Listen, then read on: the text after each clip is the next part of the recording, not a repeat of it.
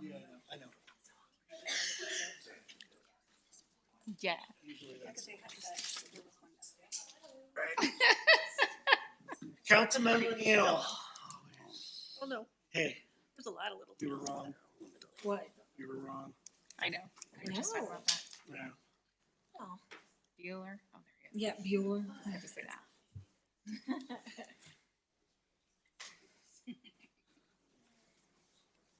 It's nice to be wrong every now and then. Yes, this is true. It's hard to be perfect.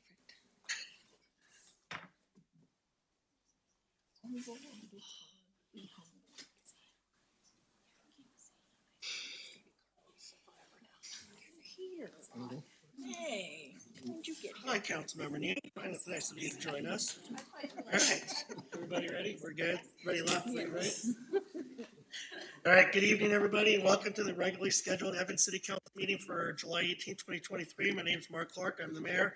I'll call the meeting to order. Please join me in the Pledge of Allegiance. Allegiance to the flag of the United States of America and to the republic for which it stands, one nation under God, indivisible, with liberty and justice for all. Roll call, please. Mayor Clark, Here. Mayor Pro Tem Castle, Here. Councilmember Spear, Here. Councilmember Johnson, Present. Councilmember Neal, Present. Councilmember Mortensen, Here. Councilmember Providence. Present. All right, next item on the agenda, we have a proclamation for the Parks and Recreation Month of 2023. Go ahead and read it. Whereas Parks and Recreation is an inaugural part of communities throughout this country, including the state of Colorado. And whereas Parks and Recreations promote health and wellness, improving the physical and mental health of people who live near parks. And whereas Parks and Recreation promotes time spent in nature with positively impacts mental health by increasing cognitive performance and well-being and alleviating illness such as depression, attention deficit disorder, and Alzheimer's. And whereas Parks and Recreation encourages physical activities by providing space for popular sports, hiking trails, swimming pools, and many other activities designed to promote an active lifestyle. And whereas Parks and Recreation is a leading provider in healthy meals, nutrition services, and education. Whereas Parks and Recreation programming and education activities such as out of school time programming, youth sports, and environmental education are critical to childhood development. And whereas Parks and Recreation increases a community's economic prosperity through increased property value, expansion of local tax base, increased tourism, and attraction and retention of businesses and crime reduction. And whereas Parks and Recreation is fundamental to the environmental well-being of our community. And whereas Parks and Recreation is essential and adaptable infrastructure that makes our communities resilient in the face of natural disasters and climate change. And whereas our parks and natural recreation areas ensure the ecological beauty of our community and provide a place for children and adults to connect with nature and recreate outdoors. And whereas the U.S. House of Representatives has designated July as Parks and Recreation Month, and whereas the state of Colorado recognizes the benefits diverged from parks and recreation resources. Now, therefore, I, Mark Clark, Mayor of the City of Evans, do recognize the month of July 2023 as Park and Recreation Month in the City of Evans. And witness whereto I have hereunto set my hand and caused the effects, the official seal of the City of Evans this 18th day of July 2023. And I believe we have someone from our parks here to accept the proclamation. If you guys want to come up. Guys, come on up. Don't be shy. Yeah, just stand there.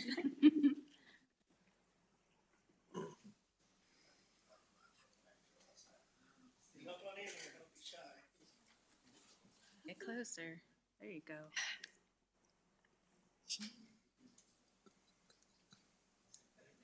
Thanks, guys. Thanks for everything you do.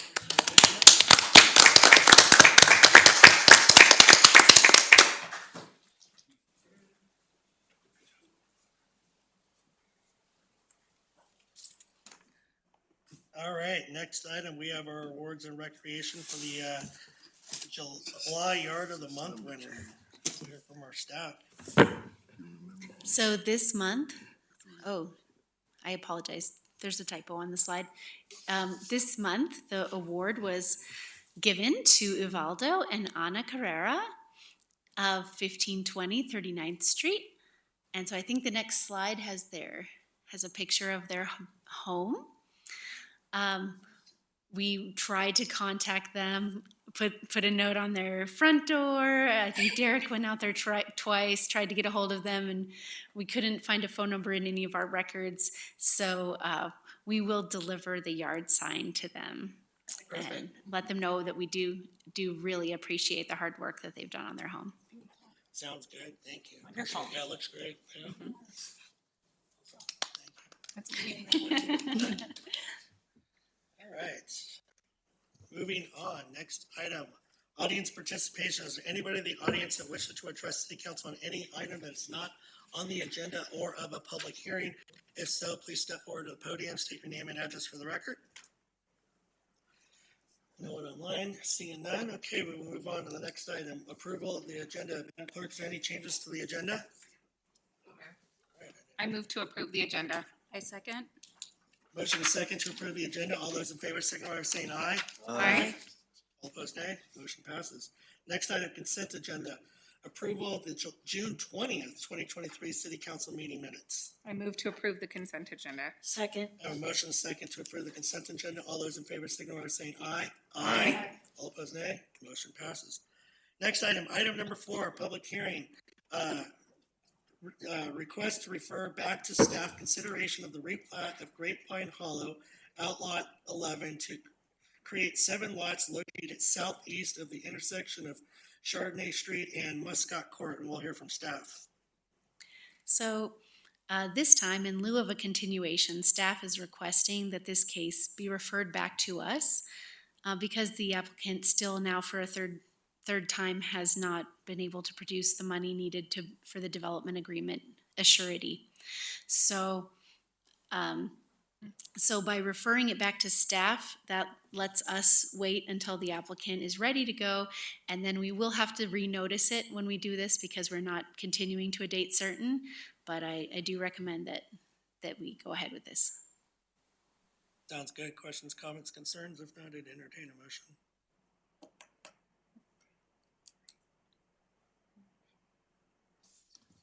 Very good.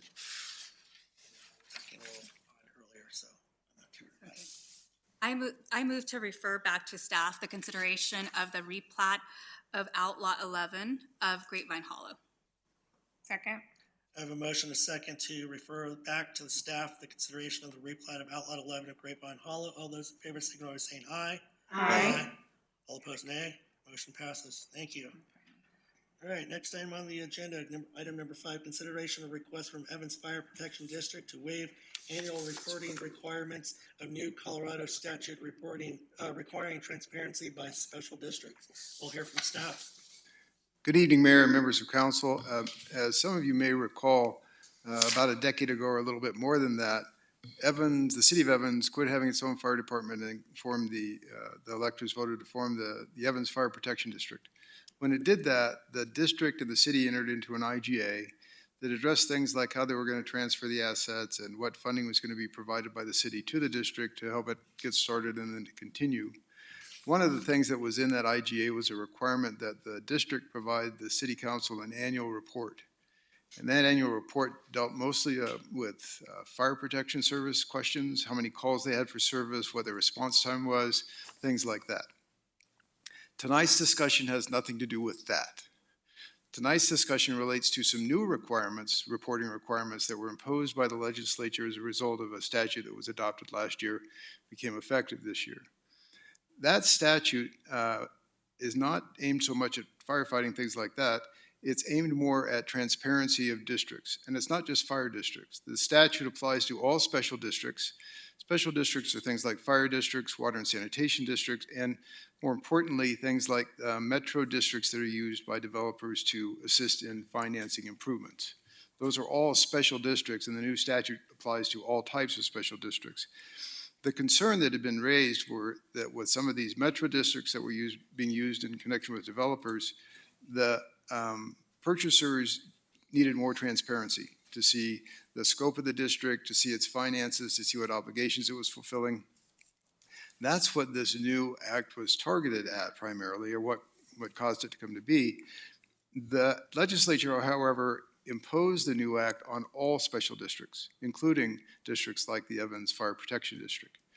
And the new act is really more to address those financial issues and requires the district to provide things like intergovernmental agreements, how people can access the rules and regulations, the status of construction of public improvements, their assessed value, their current budget, their financial statements.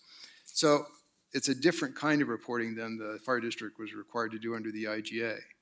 The fire district has filed a request with the council that they not be required to provide this new type of report that has to do with their financial conditions, and I think they have representatives here tonight that can address it.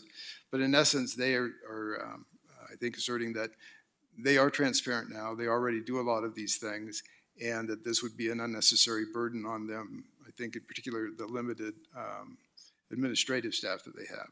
So it's really up to, and I guess one more point, the IGA that was entered into more than a decade ago did have a provision in it that, let me see if I can find it here. Even back then, council had some general interest in having the fire district be transparent.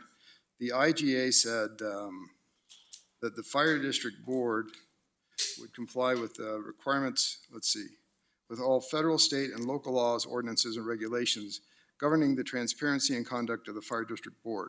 So back then, even there was this issue of, if there are transparency requirements, then because the city continued to provide financial support, because there was this close relationship, that the fire district would need to comply with those new federal, state, or local regulations. So the issue that's before you tonight is whether or not to waive the requirement for that report to be provided to you. You have several options. I mean, three of them are you can say you can grant the request and not require them to provide the report. Second option is to deny the request and go ahead and have them provide the report. A third option is to say, we don't know what that report exactly looks like, but it's not intended to do the same thing as the previous report was intended to do. So provide it this year, we'll see what it looks like, and then they could come back and ask you again next year if you think that's still useful and you want to continue to receive the report, or if it's not useful and you don't need it anymore. But anyway, it's certainly up to the discretion of council, and with that, I'll be glad to answer any questions. You may want to hear from the fire district before you have your discussion. Great, thank you, Mr. Cobb. I see Chief DeSala is here and Mary Oxiger, if you guys would like to come up and speak.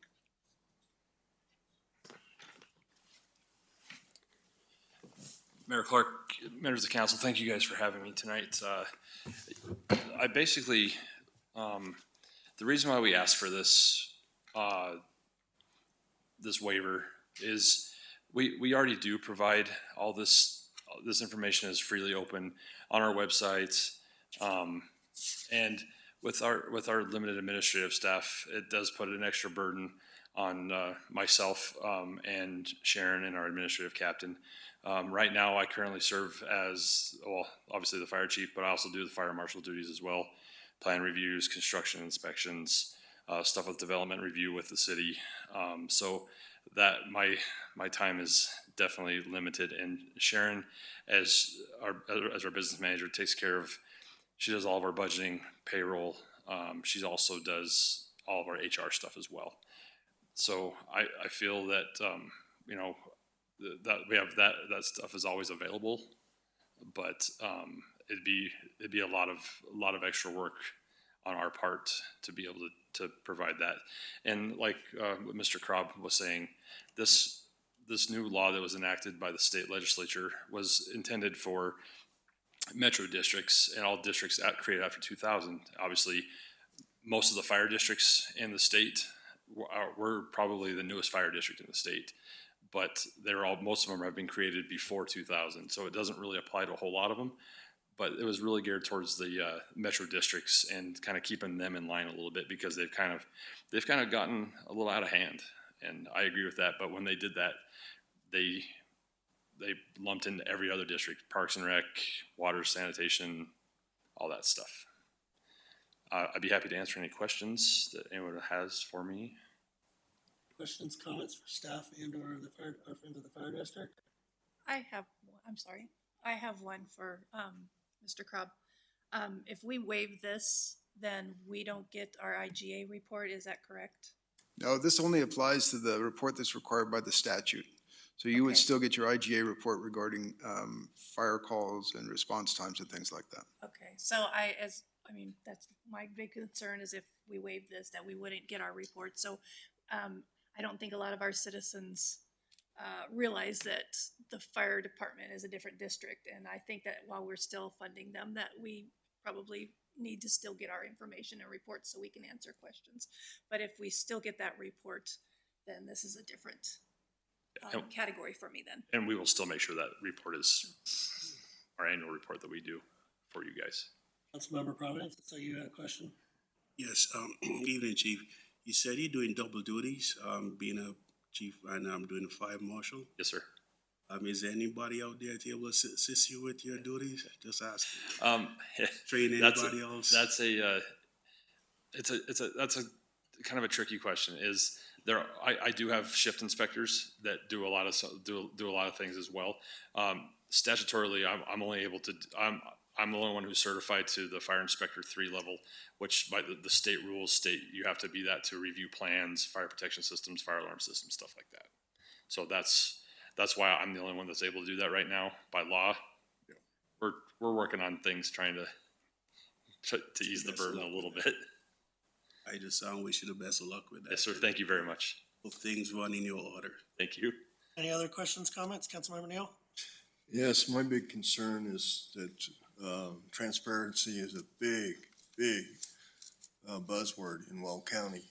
And that if this council chooses to not require this, that people are going to think that something's going on with the fire district and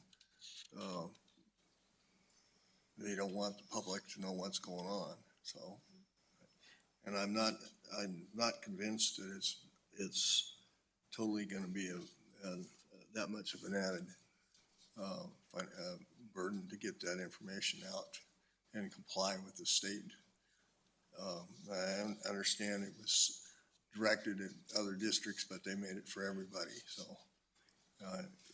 it seems like it imposes a burden on us to go ahead and comply with it and not potentially have any future problems with the state. Well, that brings up a point, and I guess this goes, the question then would go to you that I would have, Scott, would be,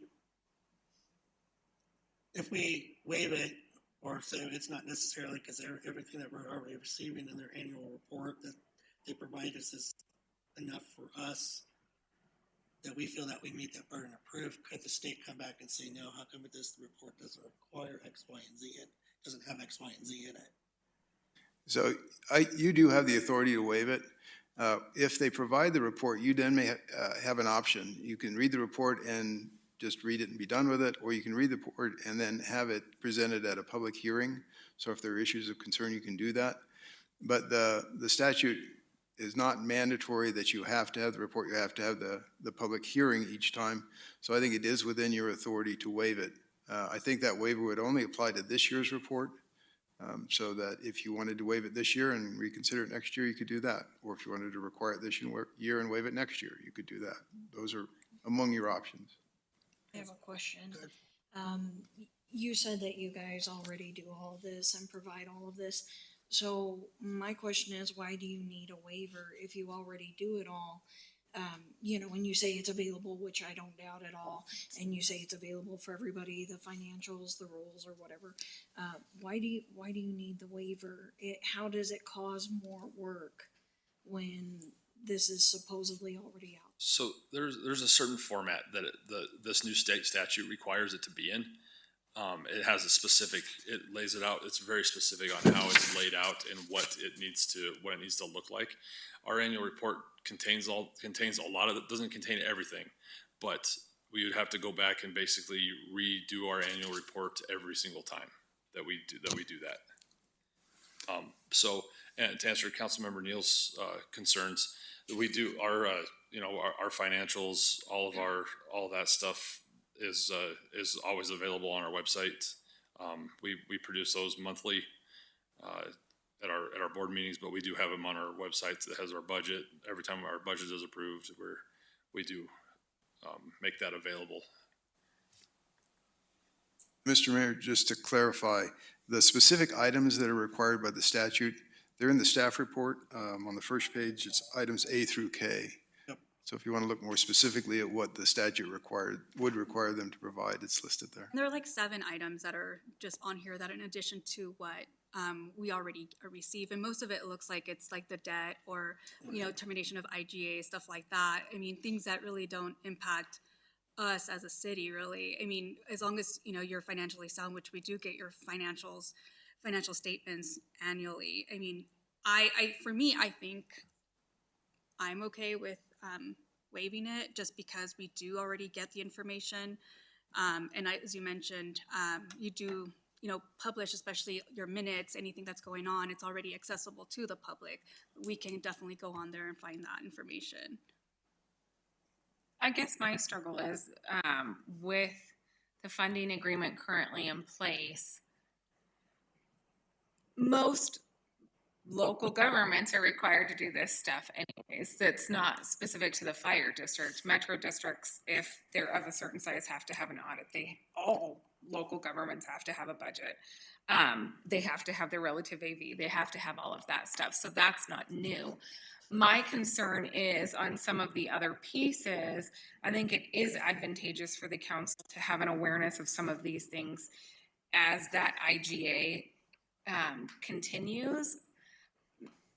I think it gives me a little bit of angst to not have it, like the notice of uncured debt, whatever any of those pieces are. My other concern would be if we allowed a waiver here, what rationale do we have that then prevents us from allowing or not allowing waivers elsewhere, so that when a Liberty Draw comes to us and requests a waiver or whatever that might look like, there needs to be very distinct parameters around that. And if the thought is, well, they're already providing this, the same would be true of a metropolitan district.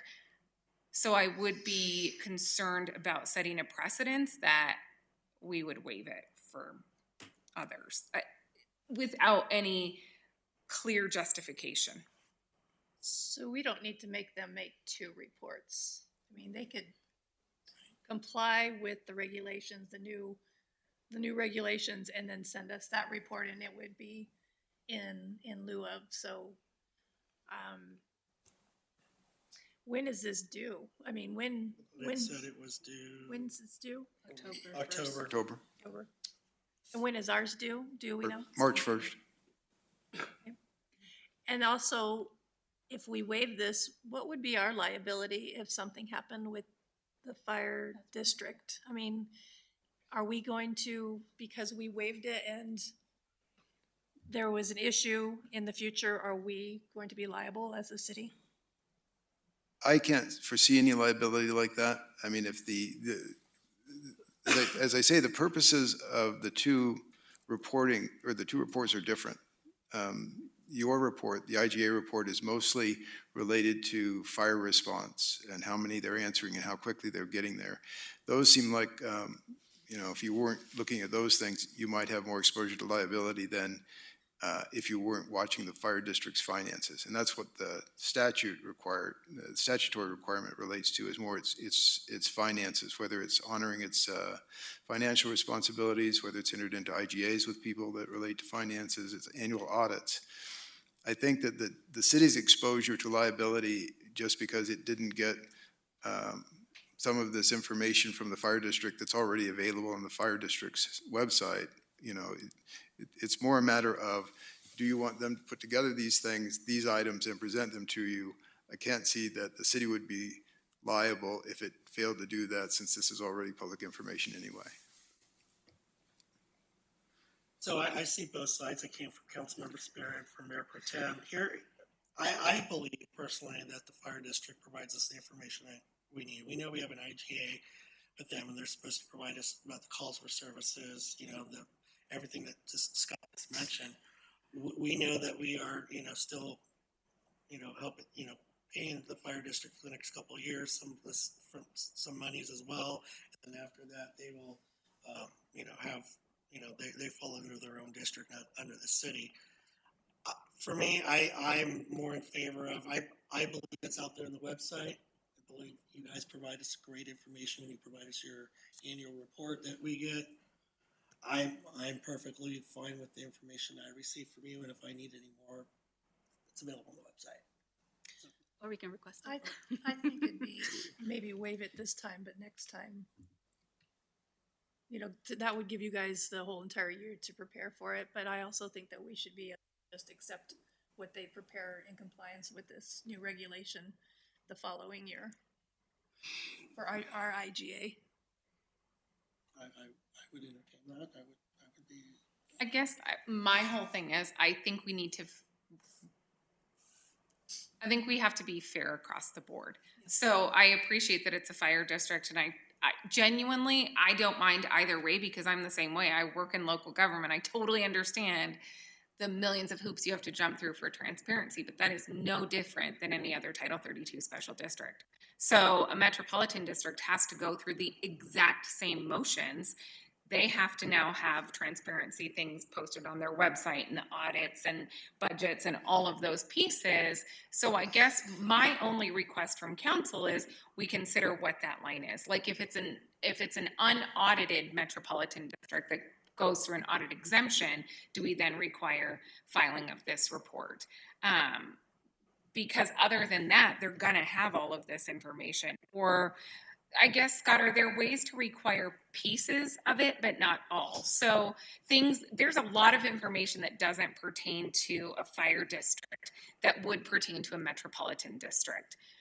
Would it be possible to say, if you filed your audit, your budget, all of that, we can go to the state auditor's website or DOLA and find that information instantly, but all other items listed in that would be required to be provided annually to us. Yeah, since you have the ability to waive it or not waive it, I think you have the ability to waive part of it.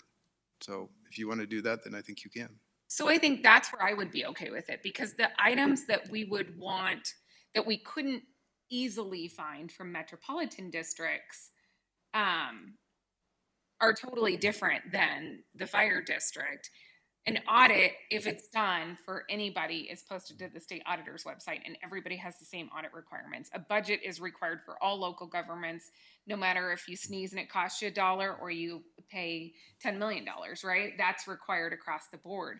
So certain things like that, I'm sorry, but if I want to see it, I know exactly where to go. And I think most people, if through a quick Google search, could find that information. But maybe that's what we do, is we waive this because the requirements that you would have to fulfill are already legally fulfilled in other realms, but that then leaves the door open for certain requirements of other metropolitan districts that we wouldn't get. It still keeps that door open, if that makes sense. I just like the idea of having some sort of precedence and equality in that, versus saying, because you're a fire district, that type of special district, you don't have to do any of this, but because you're a metropolitan district, you have to do all of it. Maybe that's the way we can piece it. I guess for me, I see where you're coming from. I guess understanding the differences, because as it was mentioned, the liability component, from how would a metropolitan district affect a city in the event that something were to happen that we were not privy of, versus a fire district. Does that make sense? Financially, there's no ramification to the city. The detriment, let's play with Liberty Draw. So the detriment with Liberty Draw, if they were to somehow go bankrupt right now, the developer goes bankrupt for Liberty Draw. Well, we've set their service plan. Mm-hmm. They've had the ability to assess their mill levies. So at this point, they can collect property taxes on that land that can then be transferred to another developer to keep developing.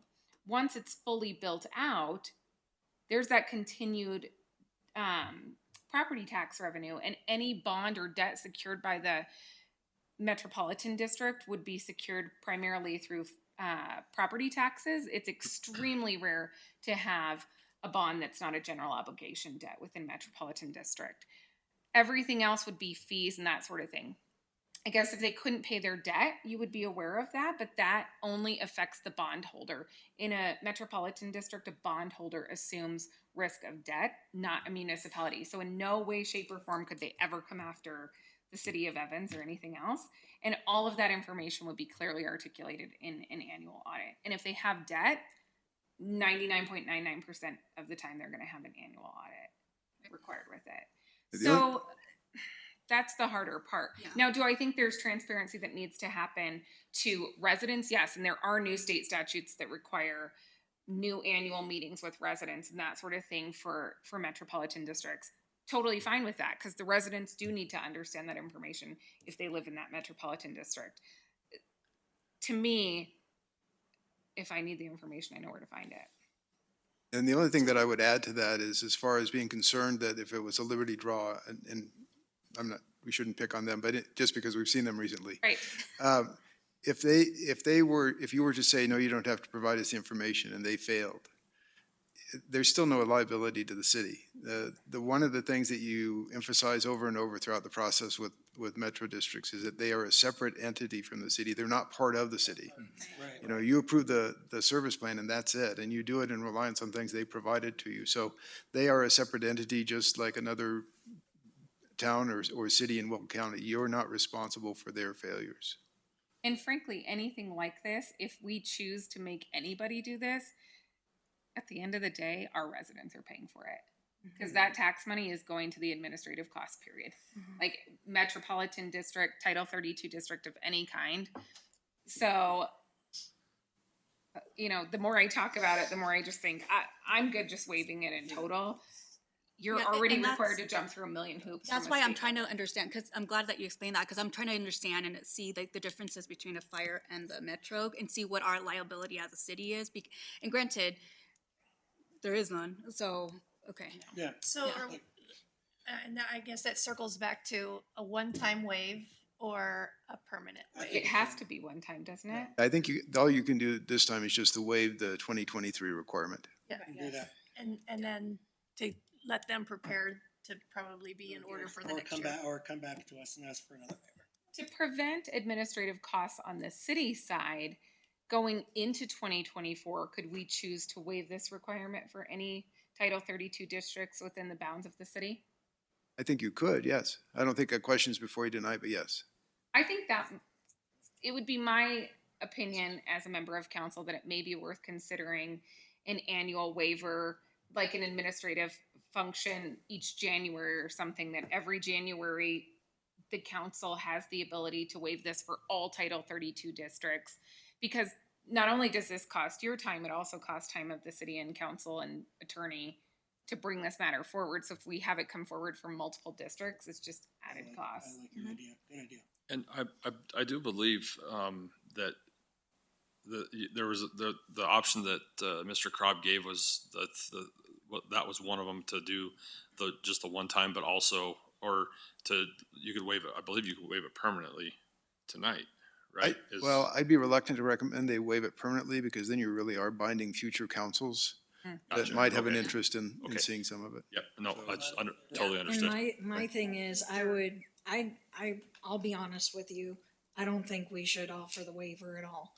But if we're gonna do it, fine, give them 1 year to get prepared for it. Because you're all saying all this information's already available. That's my caveat, is if it is all available, to me, okay, take a year to get prepared, but then the next year it needs to go up. That's just me, I know, but as a city, we have to do all these things, and as other districts, like Amanda was saying, they have to do all these requirements and things like that. So for me, again, if they're saying it's something they already do, okay, maybe they don't do it exactly the way the state says, but they have that, report, then let's give them a year to get set up, and then the next year do it. I don't think we should ever waive it permanently. And I don't think there was an option for that. Yeah, no, we can And the reason why, for me initially, when I saw this and I read through it, I mean, they've already reported to us in March, and then having to come back in October and report for it, such a short window for them. And that's my stance on that component. So again, every year, you know, we can come back and say, okay, Well, yeah, However. the future council Yeah. can make those decisions at that time, but I'd give them the waiver. And we'll reevaluate each year. So, is there no other questions, comments? I'd entertain motion. I move to approve the fire district's request to waive the reporting requirements set forth in section 32-1-207 subsection 3C of the Colorado Revised Statutes. I second. I have a motion, a second, to approve the fire district's request to waive the reporting requirements set forth in section 32-1-207, section 3 and subsection 6 of Colorado Revised Statutes. All those in favor signify by saying aye. Aye.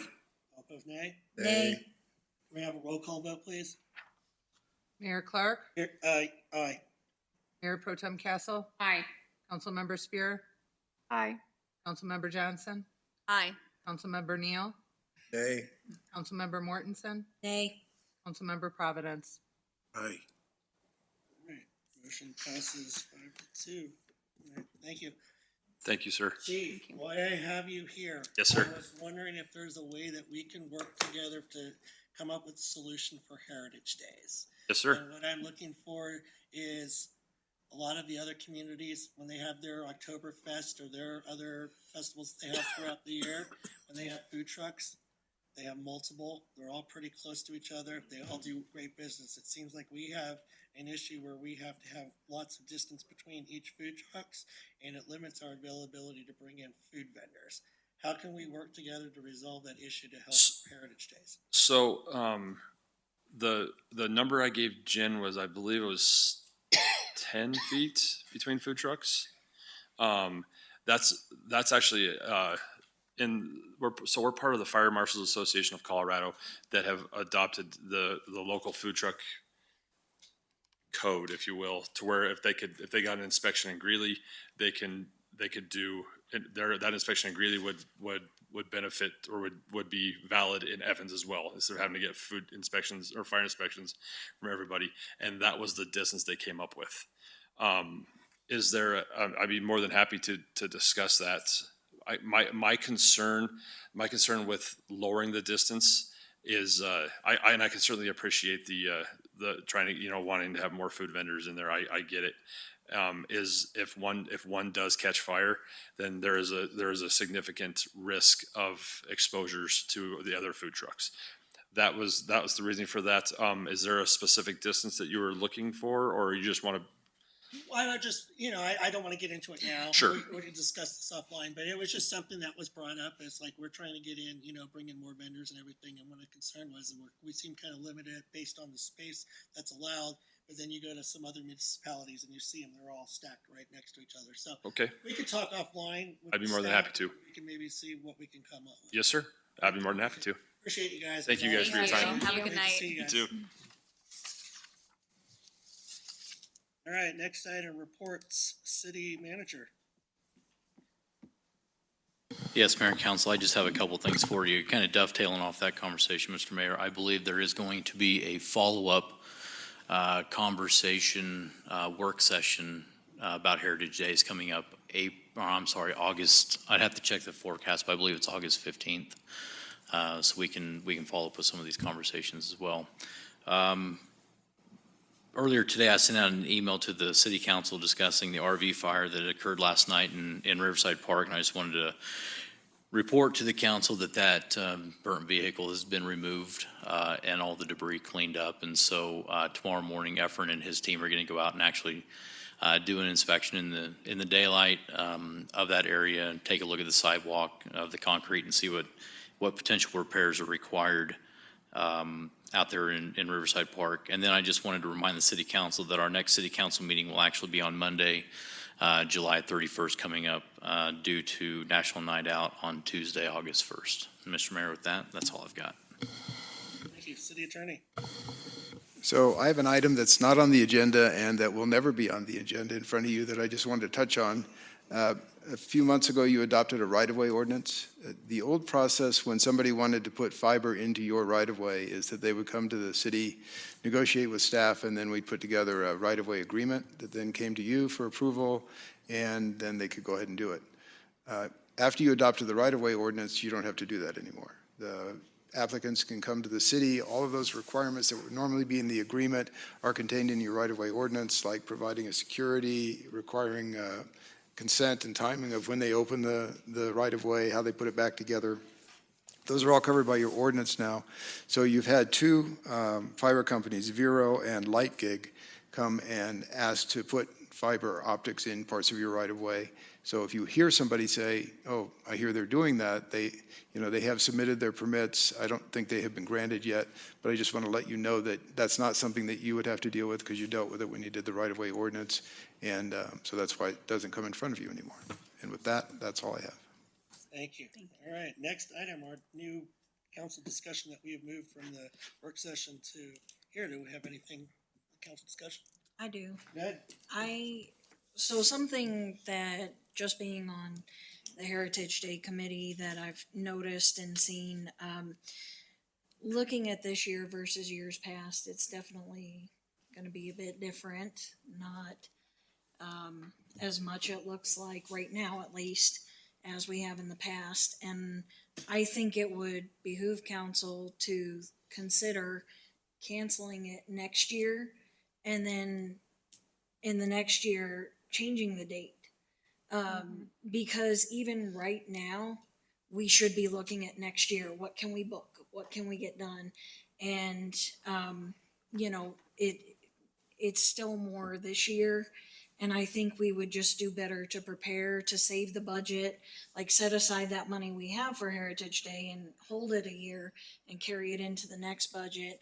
And that way we can say, for example, move it up to June and possibly get more people, more participation, just a little bit more everything. Because the problem that I'm seeing with having it in September is a lot of people have Oktoberfest in October, but some of them get so backed up, the cities don't want to overlap, so they have them in September. And I've seen plenty of cities around here from September on having Oktoberfest, or there's other things going on.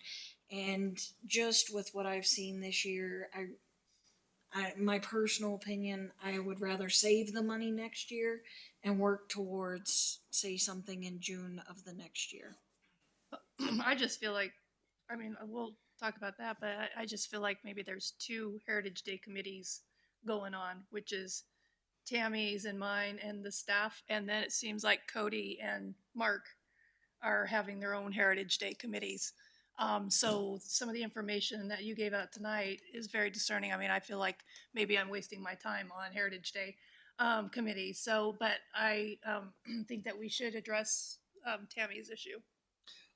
I'm in favor of that. I definitely would entertain having the council discussion on that and coming up with a solution, whether it's for next year or, skipping a year and going for the following year. And it's unfortunate that you two feel that way. I know Cody and I will be perfectly honest. The only time that him and I have talked Heritage Days is when I've had concerns coming from both of you that feel that Heritage Days is going on without your guys' knowledge, and everything that they're doing is kind of they're doing and kind of keeping you out of the loop. But that's the intent of our entire conversation that we've ever had about Heritage Days. So that's not going on. I addressed my concerns that were brought up to him. To you. The thing with the fire chief was something that we Actually, her and I had a discussion about the food truck vendors, and that's where that came. All right. Well, But Yeah, there we go. we were asking because, like at the art fair in Greeley or whatnot, it's like those trucks are on top of each other, and why are they allowed to do that? Not saying that, it's like the fire district saying, no, you can't do this, but do they have different standards where, is there reasoning behind it, things like that? So that's what I was trying to find out. And Mark said he'd ask for me. The only conversation I've had with the mayor pertained to the beer garden, which both of you raised to me trying to get it to where we had, rather than a nonprofit running it, that we had more of a festival permit. So I've been working with Jules trying to figure that out. And then trying to find, because we, the city, do not have a liquor license with the state, we have to, if we're going to go down that path and expand the beer garden, we have to have a private sponsor who already has a liquor license established by the state. That way they can be issued a festival permit through the state of Colorado. Yeah, so these were not new issues that, that haven't happened on the previous Heritage Day things. I think one of our main issues is that it's some of the things that aren't being booked and should be already, like the beer garden, should have already been booked last year. So when Tammy's saying that we should take a year off and maybe look at a different date, I think that's probably more important, because I think there's also down at Island Grove Mexican Heritage Festival, so a lot of the food trucks can't even make it. Yeah, I think because that weekend is Mexican Independence Day, so it's very difficult, and there's a lot of places having things going on during that time. So I would entertain moving the date. I don't want it to be canceled, but again, we can definitely discuss, have a council meeting, and see the logic behind all of that, and then maybe the beer garden thing. Everybody was saying they would like more diversity on what we have. Could we have different companies from around the area, come and serve? And that's when we found out you have to have that special license, and we don't even have that. And so, granted, I don't know how long it takes, but we've got to get that before we can even set anything up. And if you're looking at the way some people plan, I know everybody's different, but there are people already going to be booked for next year. So Let's have that discussion. that's why for me, I'm not saying we particularly should, but I think we should consider it. Let's have that discussion. Well, and it takes 30 days through the state, as I understand it, to get that event permit. Once an existing liquor license holder applies for it. And another thing, as it pertains to Heritage Days, so for 2024, we don't have the spending authority until January 1st to book anything for the 2024 Heritage Days. So if we're looking at, or if we need to be looking at music acts right now, we do not have the spending authority until January 1st, which potentially does put us behind the 8 ball as it pertains to booking those acts. And that was something I had asked about, increasing the budget for Heritage Day, because every year they've been asking for more money, understandably. Mm-hmm. Why do we have it set so low when they clearly need at least, say, 50,000? Then we need to be adding that into our budget. So that was something I requested. I know Jackie and them were going to work on it. Mm-hmm. But then January 1st, if say we approve that 50,000 budget, then we know for sure we have 50,000 for 2025, because I would say we hold that money to 2025. And then if we go over, we could use the budget from that year. But those are all concerns. And I did email Cody my concerns. And that's why he knows about my, questions and concerns about it. But Let's have that discussion. Yeah. I'm perfectly fine in entertaining that discussion and with staff and bringing it forward to council. I think that's a good idea. But yeah, no, I'm just trying to help you guys out and try to get answers from, hey, how can we get these vendors, and why are these, going on over here, but we can't allow it here. I'm just trying to get some answers for you guys as well. And Mr. Mayor, I believe in the 2023 budget, there was only $20,000 allocated to Heritage Days. So it wasn't until maybe March or April where an additional $30,000 request was made to get it to 50. Now I know that what we're planning right now to present to the city council for the 2024 budget is a $50,000 allocation for Heritage Days for your consideration. All right, well, let's have a discussion on that sometime. thank you. Anybody else have anything? Yes, both the mayor and I went to the meet and greet for the new State Commissioner of Education, Susan Cordova. It was great. I think the response, for the community members seeing both, the mayor and I there, they were really wanting to know what's going on in Evans. There was a lot of positivity and a lot of our community. Like, for example, the Immigrant Refugee Center, they would love to come in and talk about what they're doing, as well as superintendent. She said she wanted to come and also discuss any of the data sets that they have as well. And just in general, people showing an interest in our city, which is great. I was really proud of that, just to see all the positive feedback that people had and the interest within our city. Typically, people that tend not to come here and tell us about what they're doing, and I think it's important for us to know what our community is doing. So I think that was great. No, I agree with that. I had 4 people walk up to me while I was having conversations and they're like, "Oh, you're with Evans? You guys are doing wonderful things. There's a lot of positive things going over there. The buzz around Evans, you didn't hear much about it going on, and now all you hear is Evans, Evans, Evans." And as she said, Dr. Pelch was already wanting to come to us in the fall, but, other people are like, "We'd like to come talk to you and tell us what we're doing and tell us how much we appreciate the partnership." We never really gave Evans much of a buzz or anything like that. We always knew Evans was there, but we're now really interested to hear what's going on, and we want to be involved more. So it was great to hear that. So I appreciated that. So, yeah, so thank you guys for doing what you're doing, because it's out there. Oh, yes. Friday, this upcoming Friday from 12 to 5. If you guys have not been to the Rush Event Center yet, it's awesome. They're having a big grand opening, food trucks, of course, their go-karts, their putt-putts, all that stuff. They're going to have other vendors out there, but from 12 to 10, come on out there. They're going to have 12 to 10 or 12 to 5? 12 to 10, according to their site. Okay. Yeah. So come on out there. It's going to be a really good event. They're trying to get the word out there, and I was there on Saturday and had a blast. It's a really good time. It's not a lot of money, and it's a really good time. So please come out, check it out. We had a lot of fun. That's great. So that's all I got. Anybody else? Anybody else? All right. All right. Well, great. Thanks, everybody. Meeting adjourned. Yay. That place is great. Because I'm like, I don't know about this. No, I have